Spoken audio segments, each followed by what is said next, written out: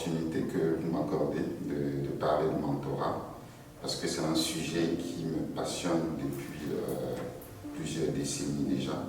Donc aujourd'hui, je suis professionnel des domaines de la donnée, précisément de la big data et de l'intelligence artificielle. Hier, j'étais professionnel des réseaux et sécurité. Avant-hier, j'étais professionnel architecte de réseau. C'est dit combien accompagner les jeunes, accompagner les personnes qui souhaitent se développer dans les domaines d'expertise qui sont les miens, me passionne tant. Être mentor, c'est quoi? Être mentor, c'est d'abord être un modèle. Être mentor, c'est aider les filleuls à détecter leur potentiel et aller plus loin que ce qu'ils pensent pouvoir faire. Être un mentor, c'est développer. Finalement, être un mentor, c'est pouvoir vraiment être à la pointe de l'évolution de la société, de l'évolution technologique et finalement de pouvoir faire bénéficier cette connaissance-là aux filleuls. Et pour finir, être mentor, peut-être on ne le soupçonne suffisamment pas, c'est se développer soi-même. Parce qu'il y a un adage qui dit très souvent, plus on partage, plus on reçoit. C'est pour ça que j'adore être mentor et j'aimerais devenir mentor plus encore.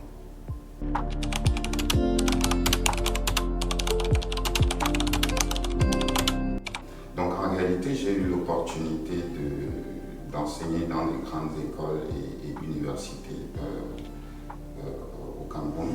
Donc j'ai eu la possibilité d'accompagner pas mal de jeunes à se développer, à détecter leurs talents, à choisir le meilleur chemin et finalement à se développer et je m'en réjouis pour cela.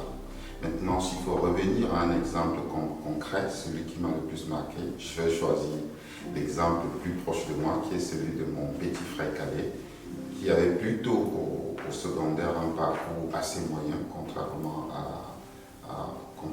au mien. Et donc, avec qui j'ai travaillé main dans la main, dans un premier temps, mon challenge a été de lui faire comprendre qu'il était capable d'être le meilleur dans ce qu'il faisait. Parce que je dois vous le dire, en Afrique, on a des talents, mais qui s'ignorent.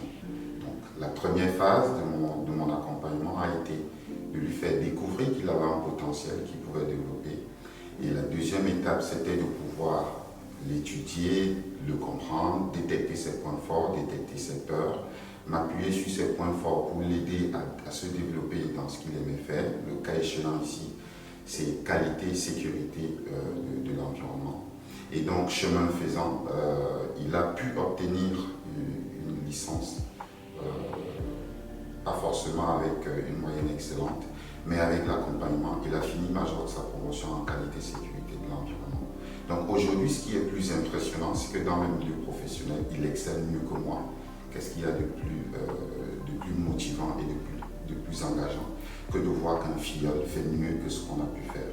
Aujourd'hui, il a été responsable dans plusieurs gros chantiers de construction de stades au Cameroun.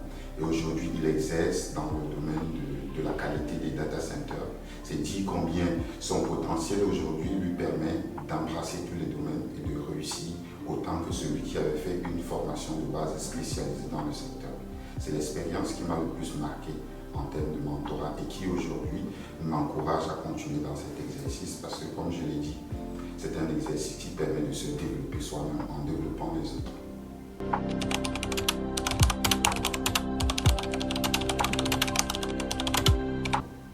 Alors, j'aime souvent bien le dire, quand on aime ce qu'on fait, on cesse de travailler. C'est une expression que j'utilise très souvent, autant dans un cercle familial qu'avec des amis, qu'avec des collègues.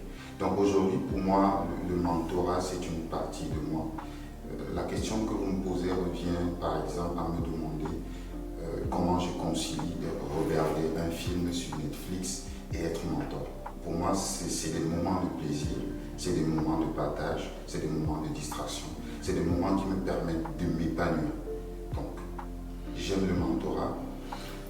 Le mentorat, pour moi, est devenu une partie de moi et donc, du coup, je ne sens pas que je travaille en le faisant. C'est une distraction.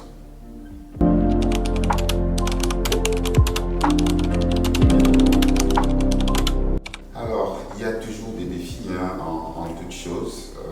Très souvent, tout dépend de la manière avec laquelle on embrasse ces défis. mais de mon expérience, je peux vous dire que les plus grands défis en tant que mentor, c'est vraiment d'apprendre à comprendre les filleuls, à les connaître, à déceler leur potentiel, à déceler leurs énergies, à déceler leurs peurs, et finalement à pouvoir mettre en place un plan avec eux qui s'appuie sur leurs forces pour se développer et qui mitigue leurs peurs pour finalement arriver à une performance optimale. Principalement pour moi, c'est ça le challenge en tant que